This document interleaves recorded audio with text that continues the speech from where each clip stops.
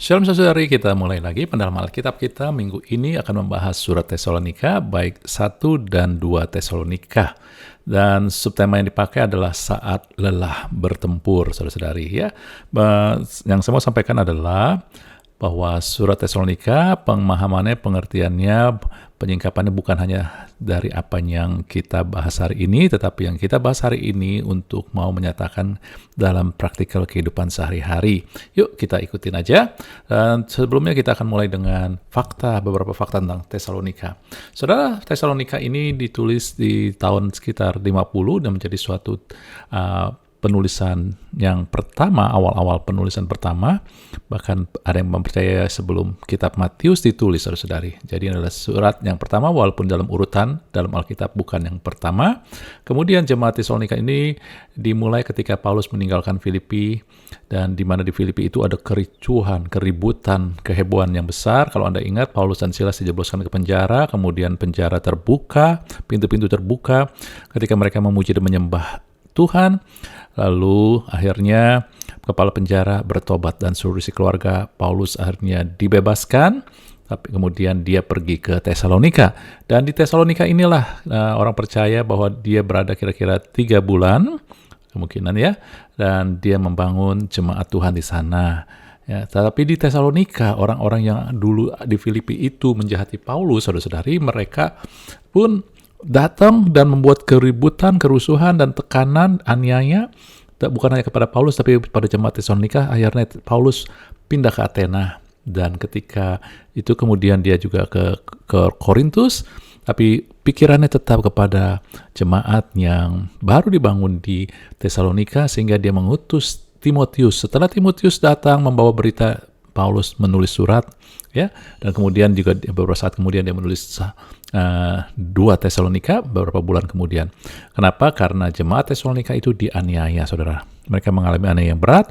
Bahkan ketika surat 2 Tesalonika ditulis, jemaat Tesalonika semakin berat aniayanya. Oke, jadi salah satu hal yang mau diperhatikan Tesalonika adalah bagaimana menghadapi tekanan ataupun apa yang terjadi ketika seseorang percaya mengalami tekanan, ya. Karena nafas dari surat Tesalonika adalah tuntunan untuk menghadapi kesusahan. Maka akan dilihat dalam 1 Tesalonika 1 ayat 6, terjemahan IMB, saya nggak baca seluruhnya. Anda ngelihat bahwa Paulus bicara tentang penderitaan yang berat yang ditanggung oleh Tesalonika, jemaat Tesalonika. Kemudian 1 Tesalonika 2 ayat 14 dalam bahasa Indonesia sehari-hari, Anda ngelihat bahwa kalian mengalami penderitaan, bahkan dari bangsa sendiri, keluarga sendiri. Anda tahu, sama juga mungkin terjadi hari-hari ini ketika kita bertobat ikut Tuhan, kadang ada aniaya, tekanan dari pihak keluarga sendiri.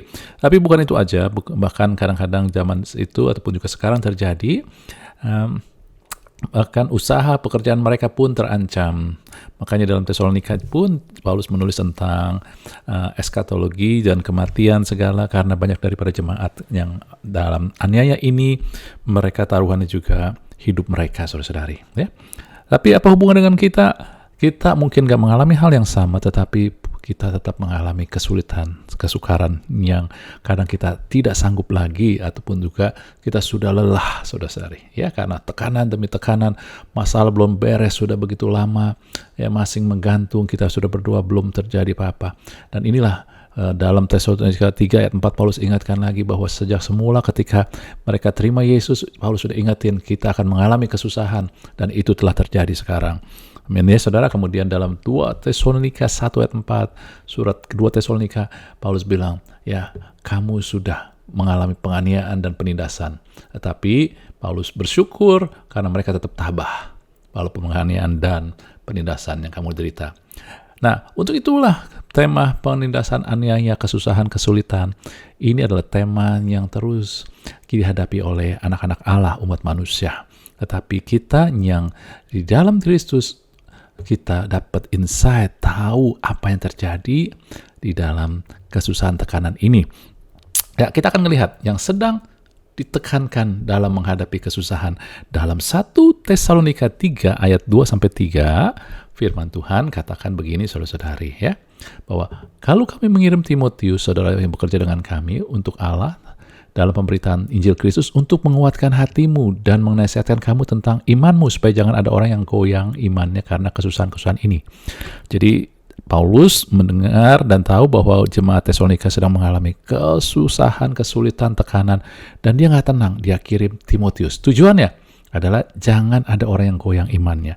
Kemudian dalam 1 Tesalonika 3 ayat 5 itu ya, itulah sebabnya dilanjutkan, aku mengirim, tidak tahan lagi telah mengirim Timotius, dianya Timotius, supaya aku tahu tentang imanmu. Sebab karena aku khawatir kalau kamu telah dicobai oleh si penggoda dan usaha kami menjadi sia-sia. Jadi dengan kata lain, saudara-saudari, yang diperhatikan, yang menjadi concern ya adalah iman, saudara-saudari. Keadaan iman, tekanan, kesusahan, kesulitan, ya, firman Tuhan, Roh Kudus memperlihatkan dunia ataupun si jahat menggunakan tekanan, masalah yang Anda hadapi dan saya dan Anda hadapi untuk menggoyahkan iman kita. Kenapa? Karena saudara, kan ketika masalah terus bertubi-tubi, belum beres tapi tambah berat, sudah berlama doa, belum kelihatan hasilnya, saudara, maka tekanan-tekanan ini akan digunakan oleh si jahat untuk menunjukkan fakta. Kamu gak berdaya, Tuhan gak jawab, tidak ada yang bantu kamu, dan bahkan juga ditambahkan dengan logika, keadaan kamu tambah buruk ya. Biasanya kalau orang yang buruk nih akan begini, ya kamu akan mulai jatuh dalam hal A, B, C. Kalau penyakit nih begini ya, penyakit kalau nggak ada obatnya nanti kamu sakit ini nih akan next stepnya akan ini. Saudara, itu logika, artinya itu fakta dan logika natural yang terjadi. Ketika iman Anda dipermainkan, saudara, dunia akan memperlihatkan fakta dan logika sehingga mempengaruhi emosi dan perasaan Anda. Benar? Ketika kita di dalam keadaan normal, semangat, gak punya masalah, oke, fakta akan is okay, fine, dan juga logika. Tetapi ketika Anda mengalami tekanan, ketika masalah belum beres dan begitu bertubi-tubi, kita kayaknya udah gak sanggup lagi, maka fakta dan logika akan menekan perasaan Anda dan juga emosi Anda. Akhirnya iman kita digerogoti, saudara-saudari. Amin. Nah, jawabannya kita sudah lihat sebenarnya. Dalam waktu kita bahas kitab Roma dulu, kita ingat ada satu kejadian seorang bapak yang anaknya ya dikatakan kena roh bisu, tetapi itu sakit ayan, di mana suatu waktu akan kambuh ya, dan ini bisa ketika kalau anak itu ada di air, dia akan bisa tenggelam. Kalau di api, dia bisa kebakar, saudara. Karena Anda tahu, ini bisa tiba-tiba datang setiap saat, dan anak ini mengalami ini sejak lahir, katanya, sejak kecil. Jadi sudah gitu lama, Anda lihat, bayangkan bapak ini pasti tertekan. Bagaimana dia nggak bisa tenang, seorang bapak, orang tua, kalau anak saya nanti kambuh, tiba-tiba ada di air, ada di sungai, dia tenggelam. Kalau dekat api, dia terbakar. Jadi bapak ini pasti selalu khawatir hidupnya, gak pernah tenang ketika dia kerja, selalu mikirin anaknya, matanya selalu ngawasin anaknya, dan sebab itulah dia berusaha untuk memulihkan. Tetapi fakta dan logika mengatakan penyakit ini gak bisa sembuh, gak ada obatnya, gak ada yang pernah sembuh, saudara-saudari. Walaupun akhirnya dia coba kemana-mana. Dan ketika dia datang kepada murid Yesus, murid-muridnya nggak bisa sembuhin. Dan ketika ketemu Yesus tiba di situ, di tempat di mana mereka bertemu dengan murid-muridnya. Lalu bapak ini bilang, Tuhan, jika engkau dapat sembuhkan, pulihkan, gitu kira-kira, saudara anakku. Lalu Yesus bilang, jika engkau dapat, tidak ada yang mustahil bagi orang percaya. Apa jawab bapak itu? Bapak itu berteriak, aku percaya, tolong aku yang tidak percaya. Ini suatu perkataan yang kontradiksi. Percaya, tolong aku yang tidak percaya. Apa maknanya? Buat saya begini, saudara. Bapak ini bertahun-tahun menghadapi masalah, fakta, gak pernah tambah baik anaknya. Logikanya mengatakan anak ini akan pada akhirnya juga meninggal karena gak ada obat, dan tambah buruk. Maka perasaannya lah yang dipermainkan. Perasaannya ini tidak percaya anak ini bisa sembuh. Tetapi dia memilih keputusan pilihan dengan siapa dia mau berhubung. Aku percaya aku mau mengkaitkan diri kepada Tuhan. Dalam Ibrani 12 ayat 2a dalam terjemahan bahasa Indonesia sehari-hari dikatakan, hendaklah pandangan kita tertuju kepada Yesus. Pandangan kita tertuju kepada Yesus artinya fokus, artinya terhubung, kita menentukan sendiri, saudara-saudari. Bukan artinya Yesus tiba-tiba datang, tetapi Yesus ada di situ, kita mau menghubungkan, kita mau fokus. Sebab dialah yang membangkitkan iman, memelihara iman dan dari permulaan sampai akhir. Jadi dengan kata lain, saudara, iman itu bukan dimulai dengan perasaan. Bukan dimulai dengan fakta dan logika. Ketika Anda pakai fakta logika, iman kita mulai goyah. Perasaan kita dipermainkan. Apalagi kalau masalahnya besar. Tetapi ketika Anda memilih, memutuskan ya untuk berfokus terhubung dengan Tuhan lewat firman-Nya, maka kita akan melihat iman kita mulai aktif. Jadi Anda melihat iman bukan dimulai dengan perasaan, namun keputusan. Kita mau terhubung dengan siapa? Kita mau terhubung dengan dunia? Bukan iman. Kekhawatiran, kemustahilan. Kita terhubung dengan Allah, kita ngelihat tidak ada yang mustahil bagi Allah. Firman-Nya ya dan amin. Dalam 1 Tesalonika 1 ayat 3 yang buat saya adalah tema sentral daripada kitab surat Tesalonika ini, dikatakan, hendaklah sebab kami selalu mengingat pekerjaan imanmu. Ternyata iman bukan hanya percaya. Ada pekerjaan yang harus Anda lakukan agar iman itu aktif, tidak goyah, saudara-saudari. Di dalam 1 Tesalonika 1 ayat 6 bahasa IMB-nya, meskipun kamu mengalami penderitaan yang berat, namun kamu telah mengikuti teladan kami dan teladan Tuhan. Bahkan kamu menyambut firman dengan sukacita yang diberitakan oleh Roh Kudus. Saudara, pekerjaan iman itu apa sih? Saudara, kalau Anda memiliki seorang penolong, misalkan Presiden Jokowi, penolong Anda, dia datang, maka ketika dia datang, Anda harus sambut. Itu pekerjaan Anda. Anda nggak perlu jadi Jokowi. Bukan jadi penolong. Tapi Anda menyambut. Itu pekerjaannya. Saudara, kalau Anda sakit, misalkan Anda sakit ya kan? Kalau Anda sakit, maka Anda suka, tidak suka, Anda enak atau tidak enak, kalau dikasih obat dan tahu, dok, ini obat adalah obatnya untuk menyembuhkan Anda harus sambut obat itu. Anda harus makan obat itu, bukan? Ataupun kata lainnya, sambut.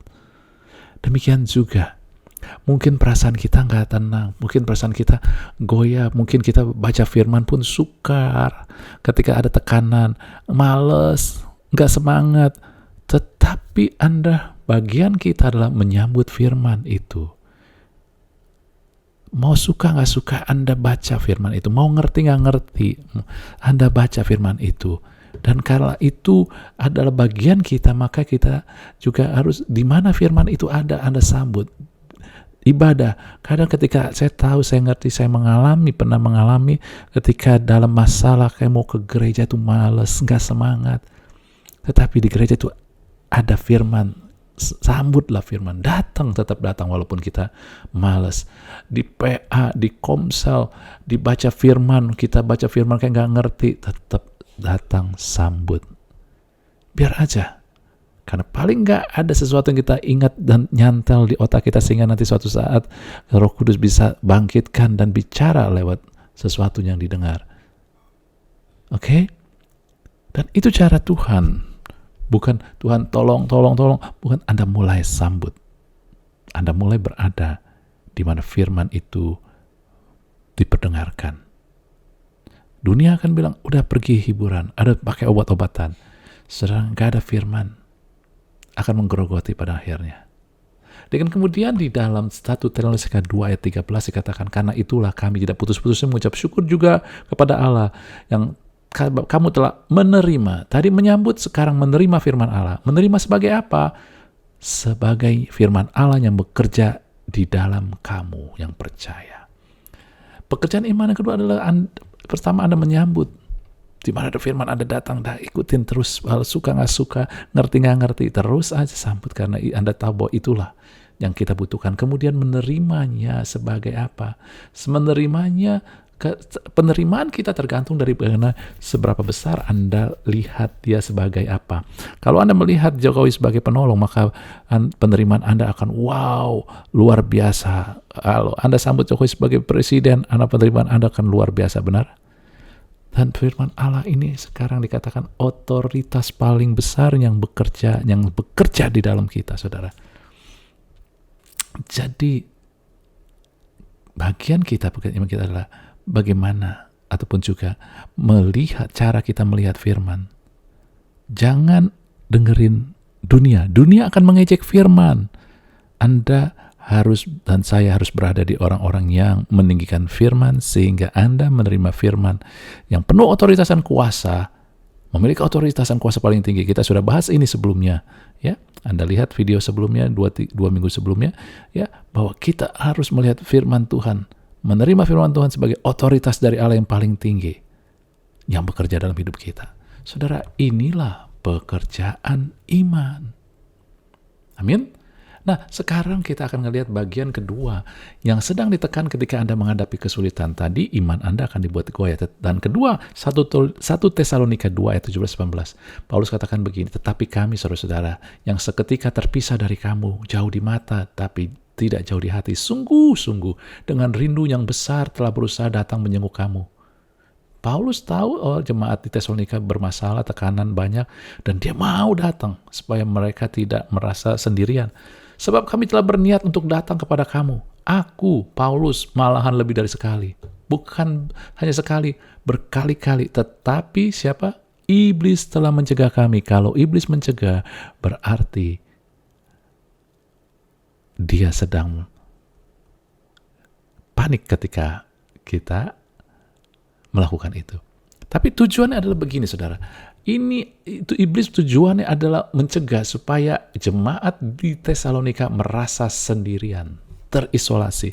Saudara, bukankah kita kalau mengalami masalah juga seringkali yang membuat kita menderita adalah kita merasa nggak ada yang peduli, nggak ada yang mengerti, nggak ada yang bisa bantu, bahwa saya harus pikul sendiri, beresin sendiri. Bukankah ini yang terus digemakan oleh si iblis? Saudara, memang benar mungkin orang nggak bisa membantu Anda. Tetapi bukan berarti kita harus terisolasi. Dan inilah jawaban daripada firman Tuhan. Di dalam 1 Tesalonika 2 ayat 2. Paulus bilang nih kepada jemaat Tesalonika, kamu tahu aku telah dianiaya dan dihina di Filipi. Setengah mati. Gitu ya. Namun dengan pertolongan Allah kami beroleh keberanian untuk memberitakan Injil Allah kepada kamu dalam perjuangan yang berat. Paulus mau dengarkan, kamu gak tahu ya pergumulan aku di Filipi, aku dianiaya bagaimana. Akhirnya aku ada di tempat ini di Tesalonika. Gak gampang aku di Tesalonika. Aku merasa gak ada orang yang ngerti apa yang kami lalui, apa yang dia lalui. Nah itu ketersolasan. Tetapi kemudian Paulus jawab lanjutkan lagi, firman Tuhan akan lagi di ayat 7-nya. Tetapi kami berlaku ramah di antara kamu seperti seorang ibu yang mengasuh dan merawati anaknya. Demikian dengan kami dengan kasih sayang besar kepada kamu, bukan raja rela membagi Injil kepada kamu, tapi juga hidup kami sendiri kepada kamu, karena kamu telah kami kasihi. Paulus di dalam keterasingan merasa orang lain gak ngerti, gak tahu apa yang dia gumulkan, tetap peduli dengan orang lain, saudara-saudari. Makanya di dalam 2 Tesalonika juga dikatakan, hendaklah kamu jangan jemu-jemu berbuat baik. Kepada siapa? Pada orang lain. Lalu kemudian dalam 1 Tesalonika 2 ayat 11, tadi kita lanjutkan yang tadi, itu perkataan Paulus ketika dia sudah di Filipi dan keluar masuk ke Tesalonika. Kamu tahu betapa kami seperti bapak, tadi seorang ibu sekarang bapak terhadap anak-anaknya, telah menasihati kamu. Ibu kasih sayang, rela kasih semua bagi itu ya.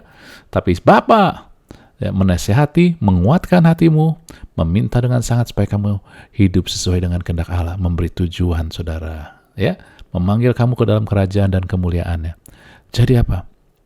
Oke, dia di dalam merasa kesendirian, merasa walaupun ada masalah, walaupun mungkin orang nggak tahu, nggak ngerti dan tidak bisa bantu dia tetap menguatkan orang lain. Makanya di dalam 1 Tesalonika 5 ayat 14, tegurlah mereka yang tidak tertib hidupnya, hiburlah mereka yang tawar hati, belalah mereka yang lemah, sabarlah terhadap semua orang. Ini dia kan peneguhan ini. Nasihat itu artinya ya bisa juga menegur. dan kuatkan, menghibur mereka, bela mereka, saudara. Amin. Jadi ketika kita dalam kesendirian, merasa kesendirian karena tekanan masalah, ya Anda nggak ada orang yang ngerti, maka langkah kita bukannya diam, tapi kuatkan, teguhkan orang lain. Anda mungkin merasa orang lain gak ada yang peduli, gak ada yang ngerti, tapi biar aja, itu tipu muslihat iblis. Jangan mulai menjadikan perasaan Anda menjadi yang mengatur kita, yang mengendalikan kita. Tapi mulailah firman Tuhan. Firman Tuhan bilang, kuatkan orang lain, peduli orang lain, saudara. Dalam 1 Tesalonika 3 ayat 12 sampai 13a, dikatakan, semoga Tuhan membuat kalian semakin mengasihi satu sama lain dan semakin mengasihi semua orang, sehingga kasihmu bertambah-tambah sama seperti kasih kami kepadamu. Dengan demikian Tuhan akan menguatkan hatimu. Dan kemudian di dalam 1 Tesalonika 4 ayat 9b, kamu sendiri telah belajar mengasihi dari Allah. Hal ini kamu lakukan juga terhadap saudara seluruh wilayah Makedonia, tetapi kami menasihati kamu saudara-saudara supaya kamu lebih bersungguh-sungguh hati lagi mengasihinya. Dengan kata lain, saudara-saudari, kuatkan orang lain, peduli orang lain adalah bicara tentang kasih. Dan kasih itu bukan ditentukan, bukan dimulai dengan perasaan.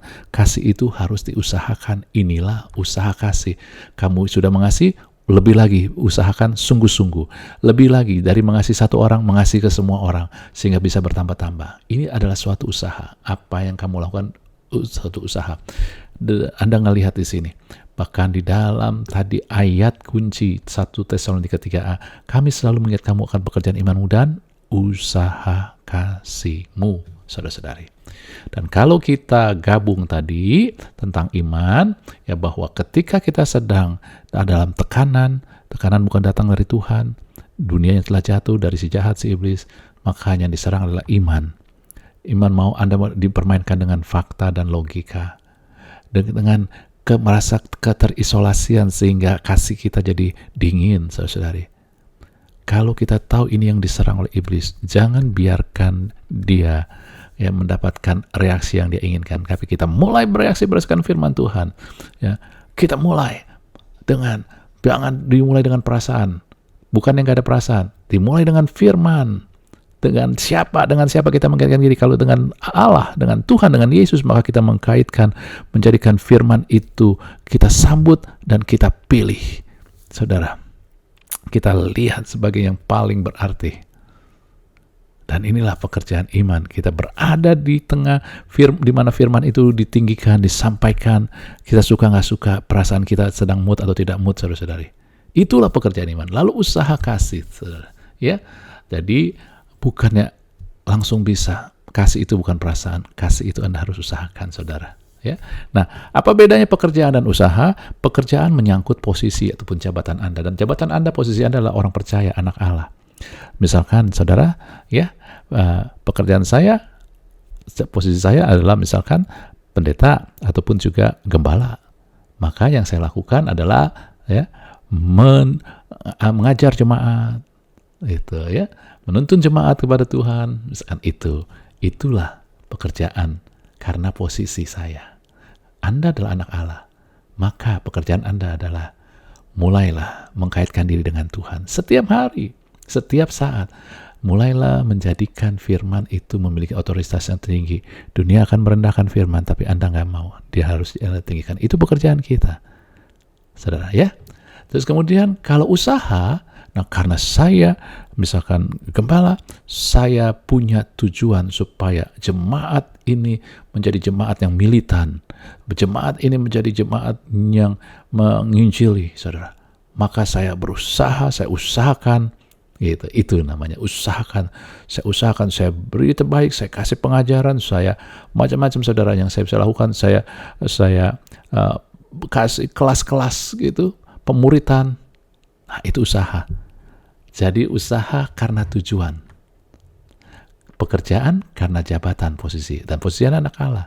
Usaha karena tujuan. Apa tujuan Anda? Kita sudah bahas sebelumnya. Segambar dengan Allah. Kata segambar artinya mewakili Allah. Tujuan Anda adalah mewakili Allah. Anda adalah segambar dengan Allah, mewakili Allah. Untuk itulah Anda harus berusaha segambar dengan Allah yang adalah kasih. Kasih bukan hanya ngomong, tetapi adalah usaha Anda untuk memberkati orang lain, menguatkan orang lain, mempedulikan orang lain. Sebagai bapak dan sebagai ibu, tadi kita melihat saudari. Bagi ibu, dia share everything. Sebagai bapak, dia memberikan, dia menuntun, memimpin, ia mengarahkan. Amin, saudara. Dan itulah pekerjaan iman dan usaha kasih. Minggu depan kita akan melihat bagian yang lain, ketekunan pengharapan. Karena ketika kesusahan, kesulitan, tekanan sedang datang, maka sesungguhnya yang digoyah oleh si iblis adalah sesuatu yang penting. Buat Tuhan dalam Korintus dikatakan, tinggal ketiga ini, iman, pengharapan, dan kasih. Ketiga hal ini penting, maka bagi Allah, maka mau dirubuhkan, mau dirusak oleh si iblis. Maka ketika tekanan datang, iman Anda sedang mau digoyah, ya, kasih Anda bikin dingin, lalu pengharapan Anda mau dicuri, saudara. Kita akan melihat nanti minggu depan. Tapi untuk itu ada pekerjaan, ada usaha, ada ketekunan yang menjadi bagian kita. Sampai ketemu minggu depan. Tuhan berkati kita semua. Haleluya. Amin.